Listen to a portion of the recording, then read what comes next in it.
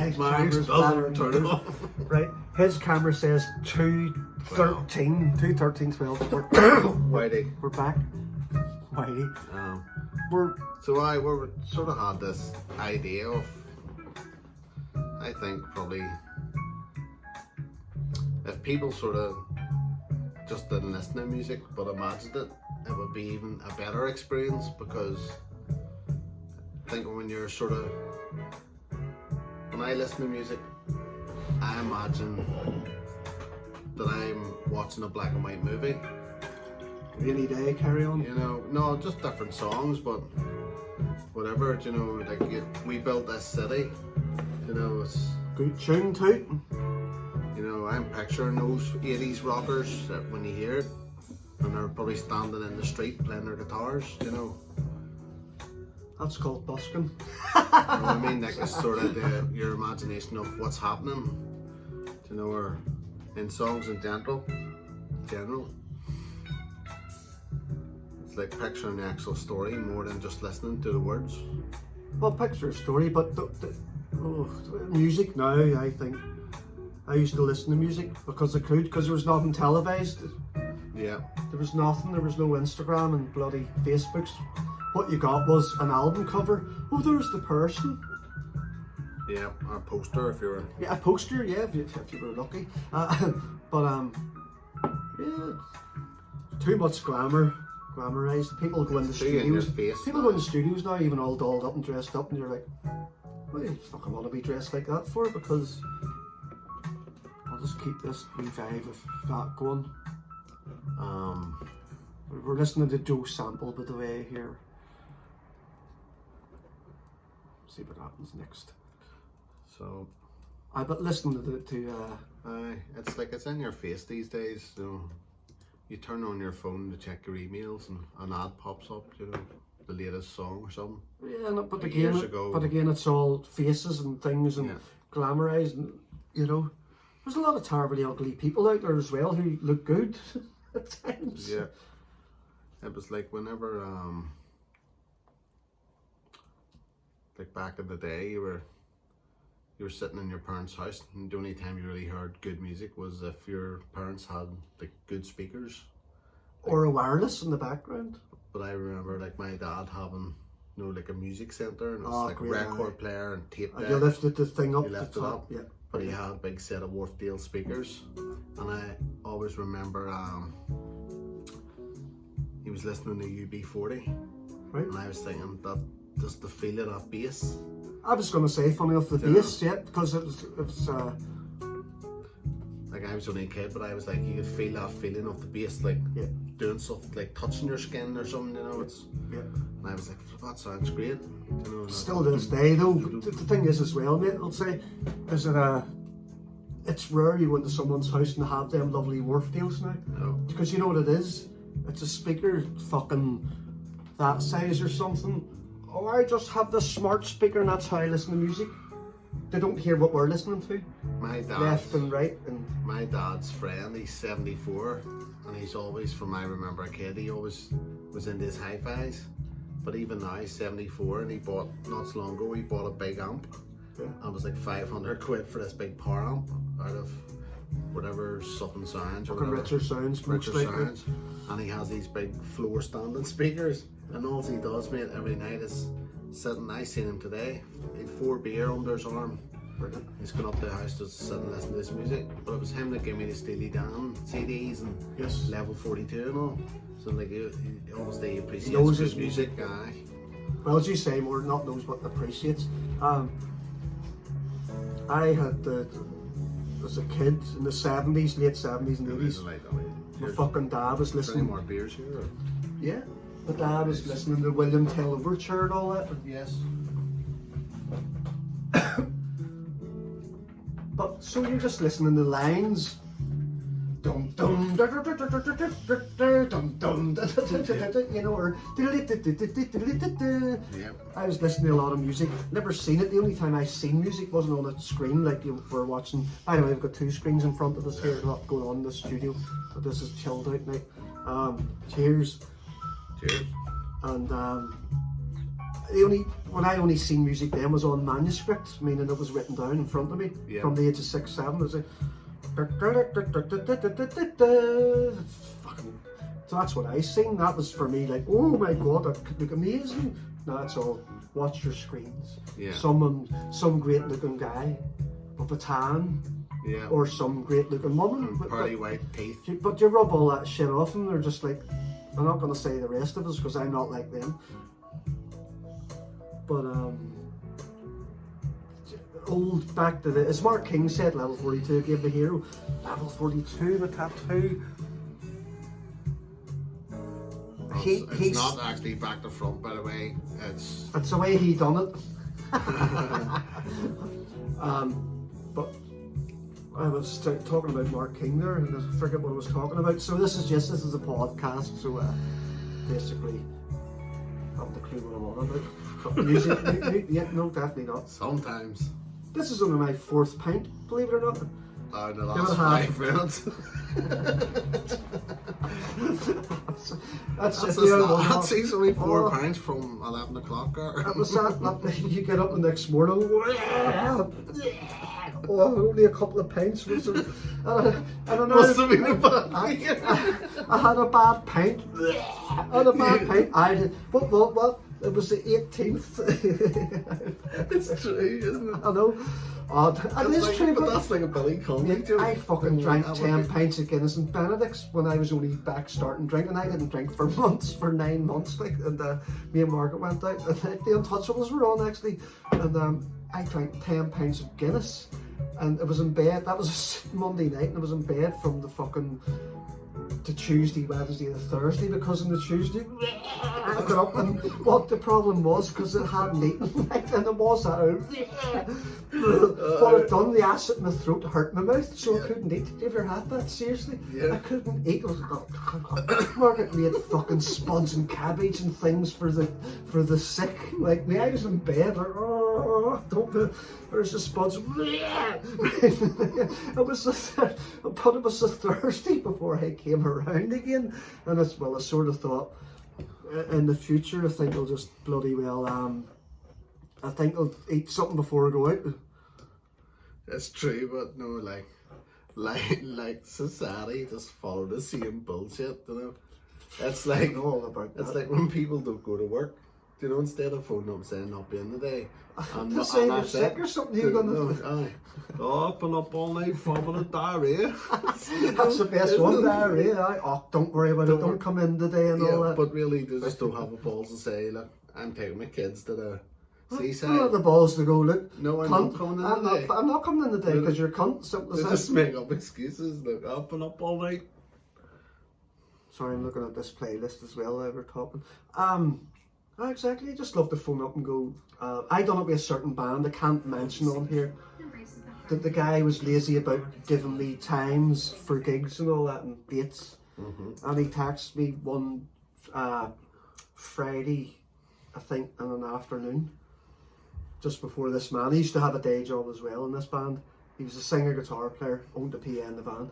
And I texted him twice that week, saying, right, mate, would you fucking let me know where we're playing this weekend? That was a Tuesday, and I went, oh, fucker, I'll leave it to Thursday, nothing. And the Friday, he actually did send me a message saying, I'll get you at 6:30, and tomorrow night is say to Killyhevlin. Yeah. And I actually just, for once, got the old Donegals out, the minerals out, and just went, mate, I'm actually just taking the night off. It's Friday night.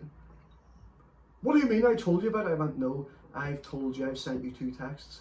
And he fell out with me over it, and he says, "Would you said you could take every Saturday in August?" Yeah. I went, "No, but I'm out with the Chevys, only one of them, and that was the one I let you know that I couldn't do.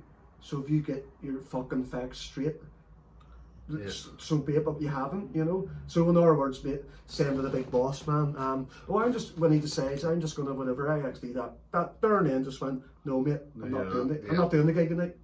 But what am I gonna do? And I went, again, this is the pressure I be under as well. What am I going to do? He says, and I went, find another bass player. Or fucking use a backing track. Because a lot of bands are just seen to fucking get fucking retarded cunts miming over fucking karaoke version tracks. Yeah. Which cost $1.99 online. And they sound brilliant. They fucking do actually. I've done a lot of recordings with them, Yeah. and I tell people that's what I'm giving them. For £1.99 of your fucking pocket money, I'll make to do this. But the array of shit I have around me, I can add to it. Yeah.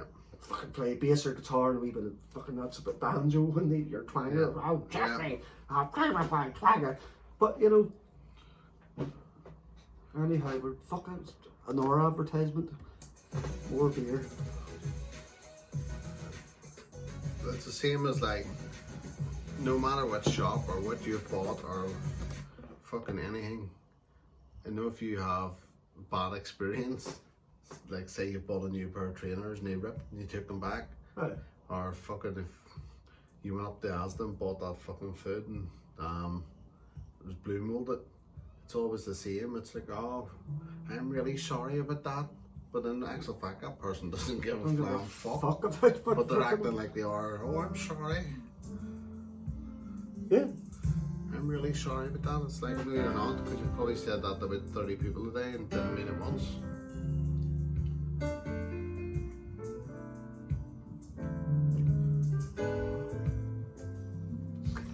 Joe Sample again. Yeah. But that's nice. I think I honestly think if they played more music like that in the churches here, more people would go. But just listen No. how simple it is. Listen to that drum. Isn't that lovely? The beat and the bass is lovely. It's hungry, but it's not hungry. Sounds like he's 2 pickups on or something. See, I love music like this, and you know what's going to happen when this ends? I'm going to have to listen to it again. I do things like that.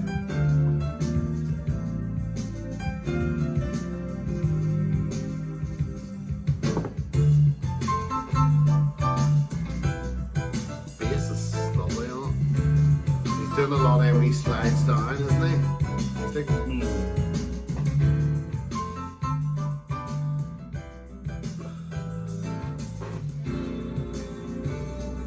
Great changes.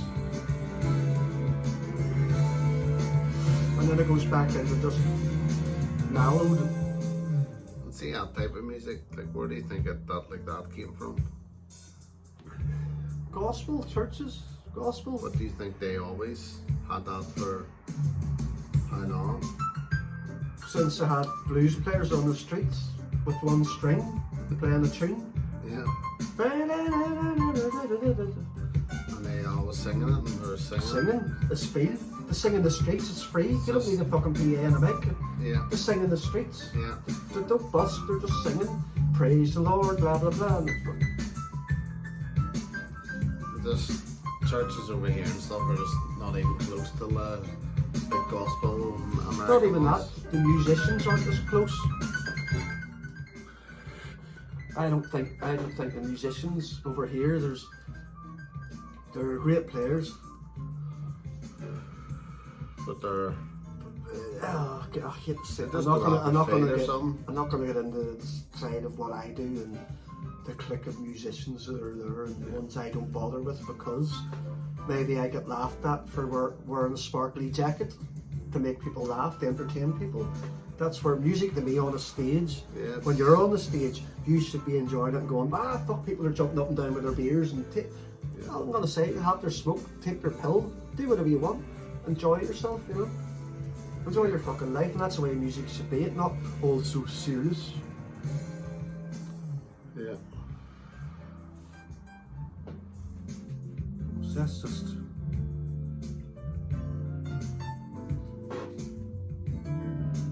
I'd like to be a guy just going in here, Yeah. playing speakers, you know. Jim. Camera you bastard, for a second. Those I thought I was turned off. Sorry, Jim. What are you messing? Tim's a great player too. Oh, you're only saying that now, but like, you're only saying that now, dickhead. Jim's a great player now. Guys, I actually have samples of Jim's on that computer there. was that them ones you said sounded shit? No, that was the other ones. Fuck me, here's that many he sent me. Bet they charge you for every one of them, I fucking paid him 50 quid for Superstar. I ended up more like, hurry, stop. That's terrible. I did, I paid him 50 quid. Another time he came down, he went doink and they gave him 40 quid and I went, cheers for that, mate. Because it saved me spending the whole 2 weeks to find that sample on the keyboard going doink. Ah, it's like, But seriously, if you know what I mean, he did actually do the work to find this noise. It's because I went, I'm being paid for a job. I'll employ someone who was Jim. But that's what you should, support sort of each other. And I gave him 40 quid for 45 minutes work, and he was like, he went, what's that for? And I went, you're a session musician in here? And he went, I don't think he was taking it seriously, because people look at me in here and go, how could you be a session musician in a spare room? Be a session You player. could be a session player and sat your tuba on the toilet. Pictures of pictures, you know, but we're getting your bollocks mixed up here. Fucking fella went to the doctor and he had a left toe on his right foot. Right? And a right toe on his left foot. The doctor says, alright mate, you've just got myxomatosis. If we came here for the jokes, turn off now. We'll turn off now. Try and find something extremely fucking mellow here now. Because that gets a wee bit. I think it's a wee bit lively. Stick on John Martin in the background here. I'll tell you what then. So I'm going to show you something here. Mate. Right mate, I'm going to show you something here. Bob Dylan. And you're talking about reactions. Right? Now, I've been fucking pissed years ago at gigs and rehearsals and things and up here. And Yep. I've always got the job done. In 27 years, no joke, and the only time I missed a gig was when I was sober. Because I was downstairs having a Chinese with Margaret and Right. nobody told me I was gigging the Friday night, Right. which was meant to be the Devilies. We heard this outside, sitting having our Chinese about 9 o'clock at night. Might have been somebody knocking the door, but me and Margaret just went, fucking kids again up and down the street knocking the bins over at bin night, you know, and having a bit of fun to do. And but I was always sort of rightly on it. You know yourself, like we never played in the band together, but you'd seen me, or a bottle of whiskey, but what about years later, a bottle of Lucozade I had was about that much fucking rum and that Lucozade. Used to walk into his shop and he's tattooing, he's probably going, oh fuck no, here he is. Hope he doesn't get me into trouble because he's pissed again. But anyhow, gigging and playing and fucking, I always got the job done. So we'll see your reaction on this. This is Bob Dylan, rehearsals, Right. American song. Feed the World and all was out and all that. Feed the world and that. Lovely songs to raise money for fucking the world and all that and that. So you get Bob Dylan, all these lovely Americans and oh God bless America. We'll see it. What are you saying the downside? Saying the downside to all these big charities is people don't realise behind the scenes it's some fat cats getting his pocket well line. Go for it, good man. I'm glad you said that actually. Yeah. You know, he's sitting at the fucking top floor of the skyscraper with overlooking the city. There's 15 grand there, 45 for the donkey charity. sanctuary. Yeah. What do the donkeys get? You know, I think I heard before something about you've only to pay a minimum of 10% of the charity or something like this. Because I was actually offered a job before doing That's this. right. Remember I told Oh, you? you told me, you said it was 20% on a commission based thing. Yeah. How long did I run So- over? While you're doing that, just grab it. So, yep, so the charity was getting something like 10p or 20p out of the pound.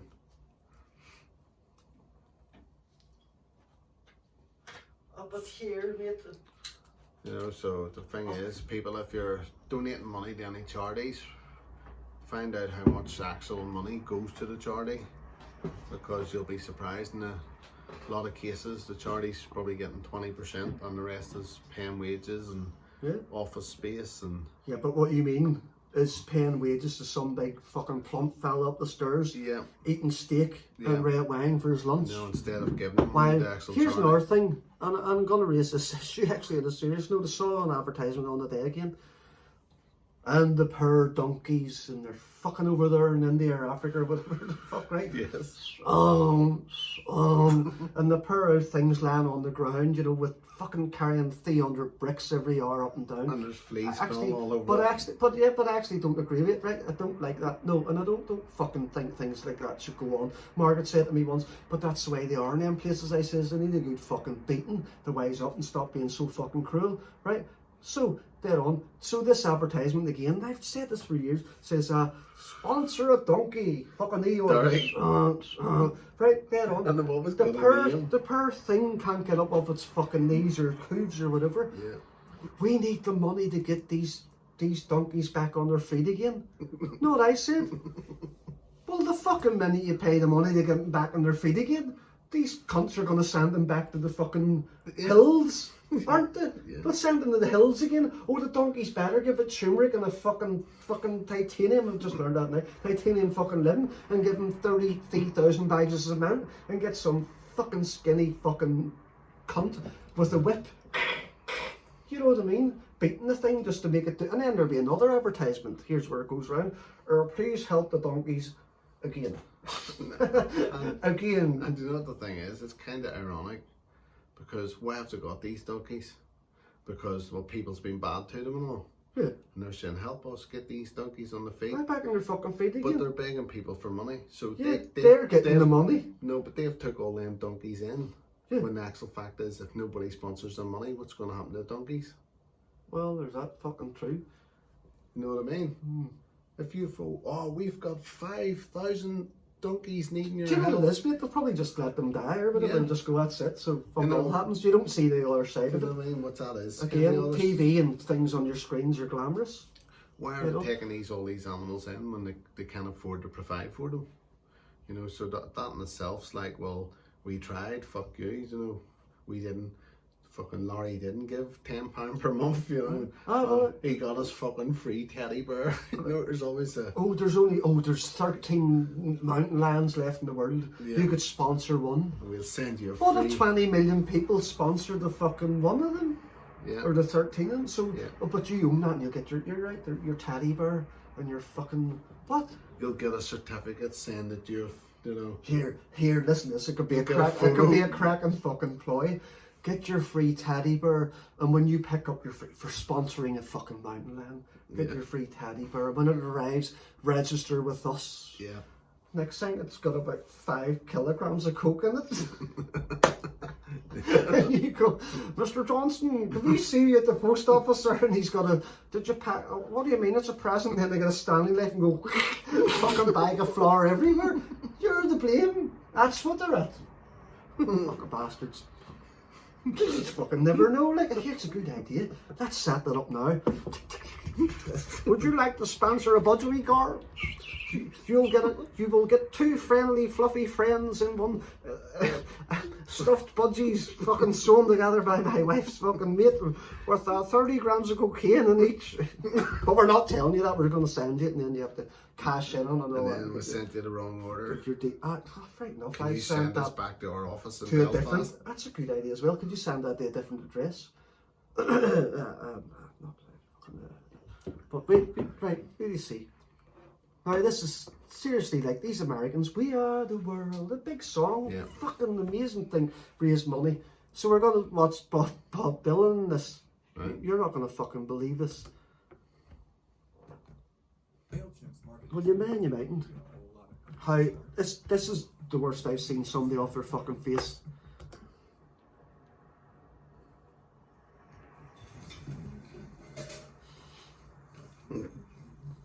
This is no joke, mate. He's just got to sing one line. If anybody at home wants to watch this, it's on YouTube. What's it called? It's called Bob Dylan Rehearses We Are the World. This was a big song, I think, about 85 or 86, and I remember because I was in North Carolina, actually, I was then, and I remember the song coming out. But there was, as I say earlier, there was Feed the World and charity songs with like Live Aid and all that and get things done. But apparently there was a complaint because the fucking ones, the Americans were raging. For some reason, there's no documentary raging that I think that the fucking English or these guys have got the better of them by, oh, let's stand up for fucking peace and fucking raise money. Yeah. Then the next thing you get Bob Dylan in. Now, you can't see this, but we're going to watch your reaction to his.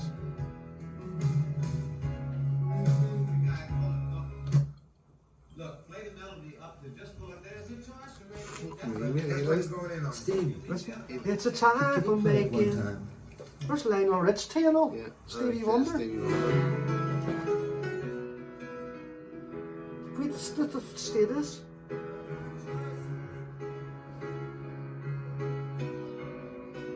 How hard is it? Little special place, just you and me. Jesus. We are the world.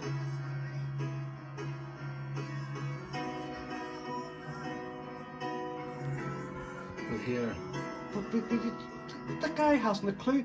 I'll tell you anything in the music business, fucking be prepared.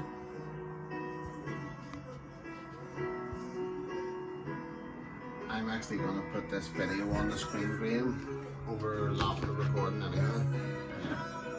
So there's going to be 2 screens, so people will see what we're watching, you know. Here we go to the microphone.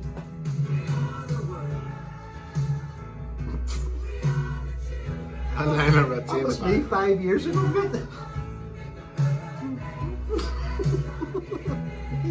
This is his part now. We're saving our own lives. It's true, we make a better day. Just you and me. He can't get the key change. What's that? No, when you're steaming, The typical guy in the background singing the mic, that's lovely and all, but like he's saying it's lovely and all, but he's obviously just a line. yeah, exactly. The producers are trying to be nice. Yeah. Mate, this has been like televised and all. Americans all come together. We are the world and get all the greatest stars. Then you get, there's Stevie Wonder, great. And then you get the most drug-ridden fucking.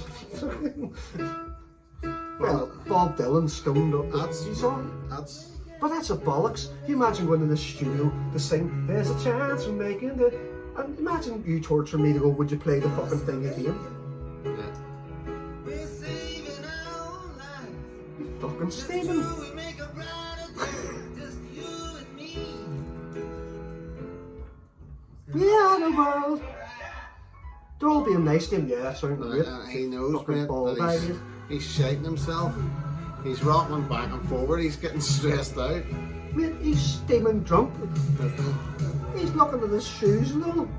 We are the children. We are the one to make a brighter day. So let's start giving. Can't do something. There's a choice we're making. We're saving our own lives. It's true, we make a better day for you and me. He changed. We are the world. Is that sort of it? Fuck's Something sake. like that? You couldn't stick that, could you, And know? he said as that, sort of as if he meant that. But here, this is why I'm shy at guitar, mate, because I grew up listening to him. You're not shaking guitar for fuck's sake, you're just really bad. Mate, He's bigger than me, by the way. I was learning About 10 stone. I was learning his songs when I was a kid, so they can't blame it all on me, like.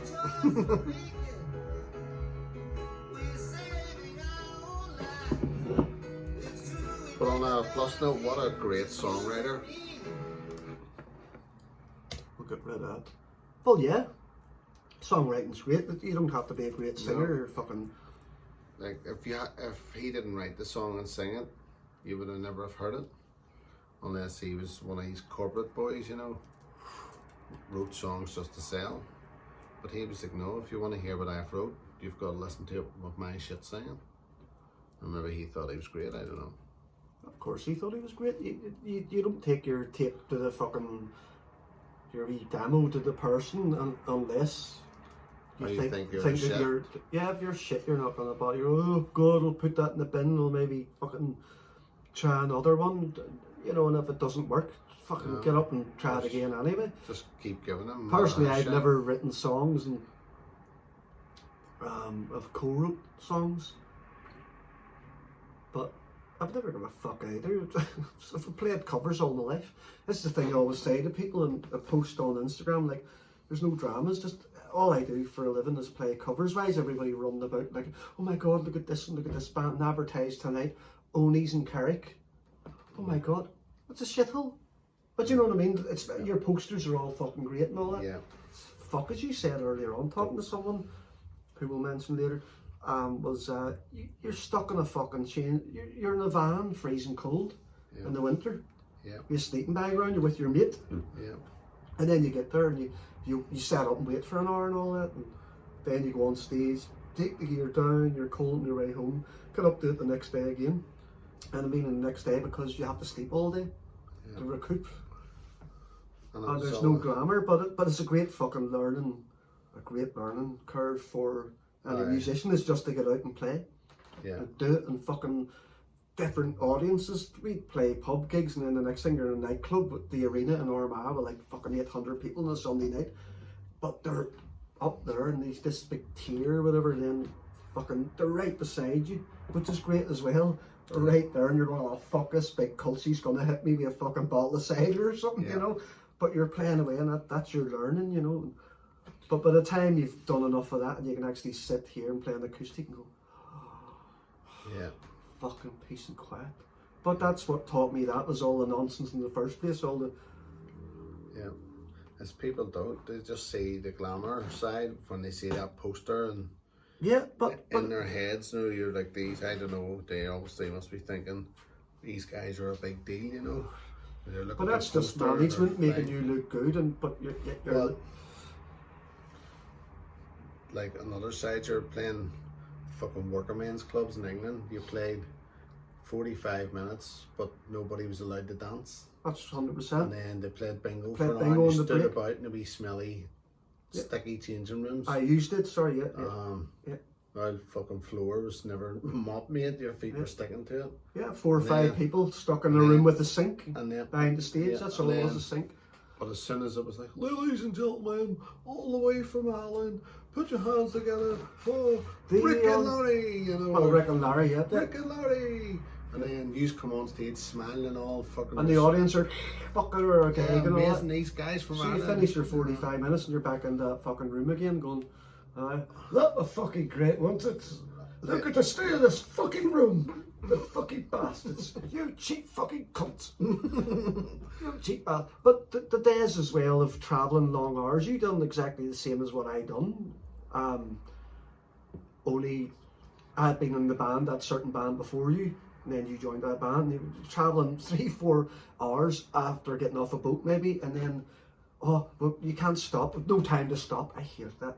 No time to stop. Why? Give us 5 minutes. No time to stop. We'll have to be at this venue for fucking 6 o'clock or something, you know. You're on at 8:30 or 8:45 for your 2:45s again. And fucking bingo. And what would happen was, what normally sent the roadie out during the break, you'd order out for your fucking takeaway. Yes. During the first half, do you remember doing that? And then you had Chineses to, and chicken and it was balls always the fucking people like Jim and all that was duckle or orange, actually for Jim. Right. And it was because he just like duckle or orange with his fucking boiled rice or something. But the rest was omelettes. Right. Because you got omelette and chips. It was a big feed. For me, it was like, just get me chili chicken wings. I didn't want to be in the changing room, mate, watching people slurp their fucking noodles all down their dribbling retarded fucking. But I didn't. But it's not the right time of day for me to eat. It's certainly not during a break with the fucking band, and you've travelled all fucking morning, afternoon, evening to be there set up. Yeah, you do your 45 minutes. Next thing, oh, there's an omelette for you. Curry all down your fucking soup. And then the next thing, back on stage, the Untouchables. I tried to just get fucking curry banana down your fucking jacket. Oh, sorry. But you had to eat your dinner during the break. But here, I'm going to tell you a real shit setup too, mate. And like, when people were going, they were. Now remember, this is all on video. Yes, but We can't mention anybody's names. But it was a shit fucking venue, mate. Wasn't fucking Hartlepool. Did you ever No. play Hartlepool? Shunters. Aye, Port Rush. Do you remember? No stranger to the place. It Mate. had two big beams, but do you remember the changing room behind the stage, mate? There was a It's piano tiny. in it. There was a piano in it. It's tiny, but Aye. because I remember, God rest him, big fucking name. We used to go round to the like kebab place round the corner and get, you know, he would get vindaloos all the time, and I would get fucking pizza or whatever. It was one of them. Aye, because you'd about an hour and a half to wait Aye, so we by the went. time you set up. And We went Shunters. back and Liam used to always get these vindaloos. Every time we went, vindaloo, and everywhere we used to go, get something to eat. Liam would get a vindaloo, and it was. He genuinely, he liked Fucking this hot. food. You know, he liked this food, big Liam anyhow. But I know you slagged him one night and I got the blame for it. We'll get on that next. but he so he used to get these vindaloos. We used to all be, fuck me, I'm not burning a face and all. Like, no, I love hot food. But it sort of felt like, was he done it to be like, I'm tougher than yous, or Alright. that he genuinely, but he always used to get it nearly all the time, just like, No, Liam. just love. When we lived in Lisburn Road, before you moved in, we shared a house as well years ago. A big fucking house too, a lovely big house. Myself, family, and Liam. And one time Liam made a fucking. He'd never really cooked because I used to cook and clean. Yeah, he used to. Like I do here. It's like meatballs. I All just- used to make. I remember you saying that and I forgot about it. But meatballs, yeah, but burgers, we're flattening them down. Onions, yeah. Um, We used to pretend that we were nice. Like, oh, you're lovely, Johnny. yeah, so I go back to the It's, cooker. it's, Oh, uh, Mr. Dickhead here. Oh, did you really like that, mate? At 3 in the morning. I'll make you another one. It's, how do you make that, Graham? Oh, it's just red onion and you get the tomato and put it in there and the kids are sitting there going, Cheers. But big Liam one time making actually with a big pot, just one big pot on the stove. You could cook any fucking thing, whatever. And it was mincemeat and his onions and whatever. And he says, "Oh, these are Scotch bonnets." And I was like, "Oh, right, okay. I'm gonna put one or two in." And I went, "But they're really fucking hot, really hot." Yeah. But they are really. Yeah. Like, there's some down there, and they still stay down there in Yeah. the fucking freezer. I don't want them. He says, fuck it, I'll put the lot in." I was like, "No way!" And you can see it's fucking. I'm not joking. I'm a bit stoned just because of smoke things, but I can imagine it now. Just Liam's look at it as it grows. You know what I mean? Oh, it's Yeah. gonna be as hot. Yeah. And it was the next thing to me, at the end of the time as well, drinking and being stoned as usual, was like the old pot gurgling. Yeah. You might put a fucking lid in that, mate. Something's going to come out and go, "It's alive! It's alive!" Yeah. This threatening It's little like- thing, and then the smell of it was like, fucking huge. Christ oh fucking mighty. Yeah. Right, and then that was it. Well, what are you doing? He's fucking grating things into it, fucking whatever. It's just. And next thing, he went, "Try that," and I went, "Oh, goodness me, a teaspoon of this one thing," and it was just like, I'm not putting it on. I was just like, I can't have any more of that because that's just actually, no, when you get your sweat, first thing you do is this hand for some reason, your right hand, you do that.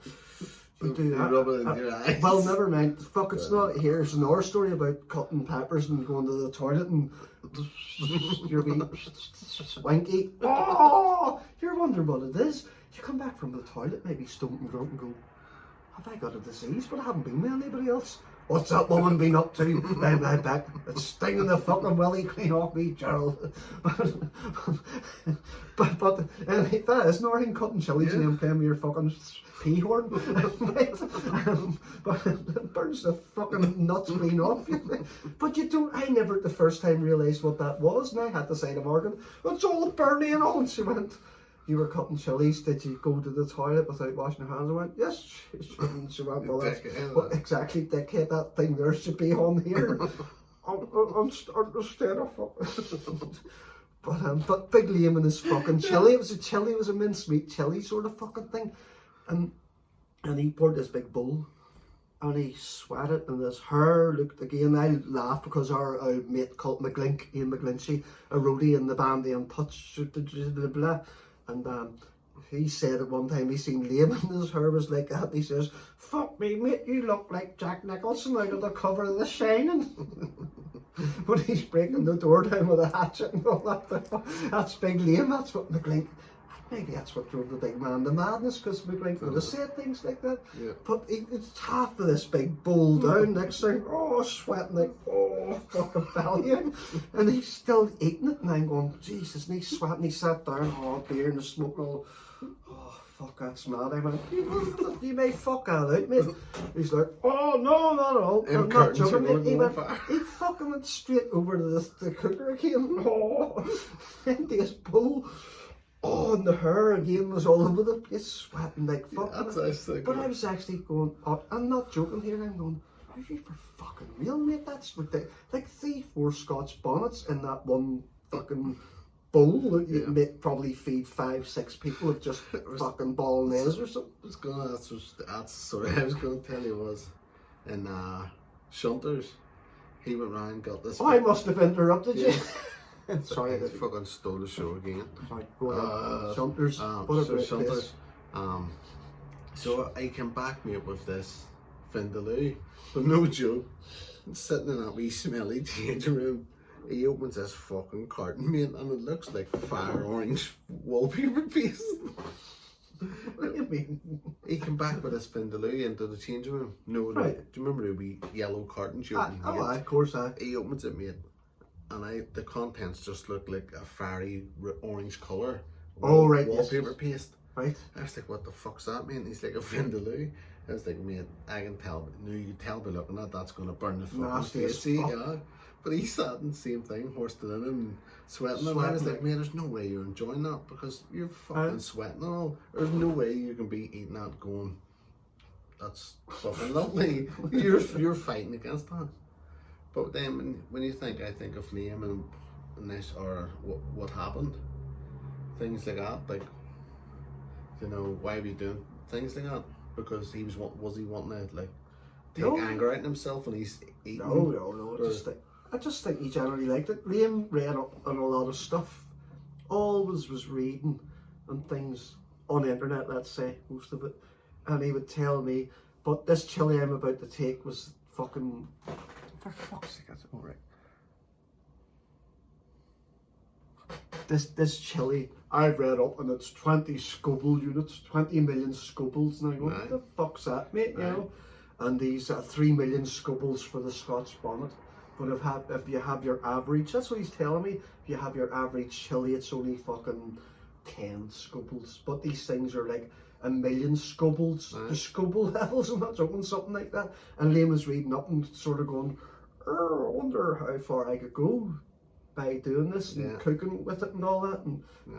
And I mean, regarding even drugs, he not that he wouldn't take, let's say he wouldn't take drugs, but he read up on things. Right. How long it takes a joint to wear off you. I didn't really know him like that, mate.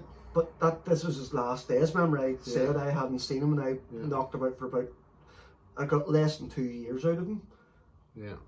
You know what I mean? I did a gig with him, and his temper was oh God love him. I'll not say anything on camera, but he done a lot of reading and things about. See, I didn't know him at all like that. I was just more new. Like when I first met him, there was no smartphones, so you couldn't just sit there on your sofa going, "Oh, what does this mean?" Yeah. So he never ever. He was just quiet, sort of. Maybe with us like, "Here, have you listened to such and such a song?" Or, you know, he would try and like interact with you. That's just how I sort of knew him. But I never really knew him as to be reading or nothing, you know. Yeah, he done a lot of. I mean, he's very knowledgeable. Even my dad came over one time. Oh, he's very smart. And my dad started this fucking car. This was like 5:30 in the morning. Dad came from England. You remember them bloody times and all that. With Dad coming over and Big Liam and him sat for about 2-3 hours just talking about the fucking world wars and all that. Yeah. And Liam was able to just tell everything. And I didn't know anything about that. How Liam was so well educated about things like that. Yeah. Liam probably was reading about 10 books a day in bed in his mum and dad's house. Yeah. But wouldn't tell you. Yeah. Do you know what I mean? He wasn't one to go, oh, look at me. No. I am. No, he wasn't. Look at me. He wasn't. He definitely wasn't a show off or nothing. Nah, Like if he got a new guitar, he'd be like, "Oh, there's my Strat," you know. And he probably wouldn't have even showed you. He probably just went like, I remember going, "Fuck me, man, is that?" Like when I first met him, you know, I was like, "Fuck, is that like a what type of Strat do you have?" Because it wasn't a fucking dick, and you not gonna offend the guy going, "Oh, is that a Mexican, mate?" or So I didn't know, so I was like, "Oh, what type of Strat have you got?" And he was like, "Oh, it's a USA, whatever." Yeah. And I remember going, "That's amazing," but at the time I probably had a wee Squire or something, and I remember Liam saying, "Here, mate, take my guitar and home anytime you want." Yeah. But I'd only met him, and he straight away trusted me and was like, I never took it home. I remember after I knew him a few years, a couple of times he might have, "Oh, Liam, I'm going to take your guitar for the weekend." But like he'd only met me a couple of weeks, and he's like, "Here, take my guitar and home." His fucking USA Strat, maybe, you know, grand back end. he lent me his fucking the one, his maple neck one. I think that's probably the one you're on about. It's maple neck fucking Strat that looked like Eric Johnson, sort of tobacco sunburst. Lovely. Yeah. He let me bring it to. I had to go to London. Fuck, it sounds great, all professional, for the Irish World Awards. I was to play guitar for all these country fucking stars. Sorry, acts, not stars, acts. And I can't remember what, I think of the Les Paul, my cherry red Les Paul at the time, and I went, I would need something a bit more versatile. I was talking to Liam one night, because Liam lived with us, well, me at the time, and he says, "Just take my Strat or something." I went, "Are you fucking serious? I'm getting the flight in the morning." Like, and he went, "Just take the guitar, and if it suits you." But what I'd done cleverly that night as well was, "Great, you're letting me have it." I put new strings on it and cleaned it, Yeah. so that it was immaculate for my liking. Yeah. But thanked him, obviously, of course, you know, with a bottle of whiskey or something when I come back from London, and played the fucking thing, and it was just like that. It's great. No, he just trusted anybody that was sort of friendly to him. I think he trusted too. Really? He just to fucking trust. It was people. There's one person in particular who he fucking hates, as we know. We'll not mention the name. Yeah. The big man from up north, you know. Apparently. So, but hi mate. So, But I'm going for a pain grabbing another beer. same. Beers, with plenty of beers. Bob Dylan, he's blocked in this video, so we're at 49 minutes. Graham, I think I'll do this for the first one. Aye. So don't forget, what was your wee line earlier? If you like the vibe, please subscribe. Click that button down below. And hold on, we can't fucking end off with unless we do this. Give us a minute. So if you've any requests for maybe a wee song or something for the next one, just leave a wee comment and we'll do the best. So Graham's going to just give you the outro here. So this is our first podcast, Rick and Larry's If you Road like our vibe, please subscribe to Rick and Larry's show. If you like the vibe, please subscribe to Rick and Larry's show. Up in smoke, that's where my money goes. Well, I'm out of here. I need the toilet, guys. Hope I know. Catch us on the next one. Sometimes up my nose. When troubled times begin to bother me, I take a toke, all my cares go up in smoke. Up in smoke, that's where my money goes. In my lungs, sometimes up my nose. When troubled times begin to bother me, I take a toke and all my cares go up in smoke. See you later, folks.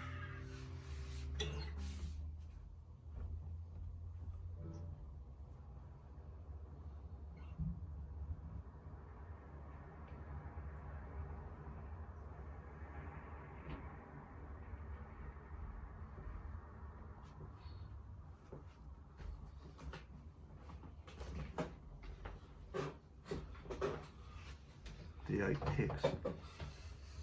I've done the outro, but I haven't stopped recording yet. Right. Very good. Yeah.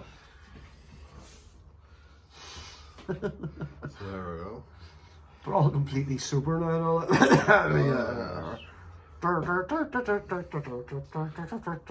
Rick and Laurie, but it's a great idea, I think. Right, off it goes.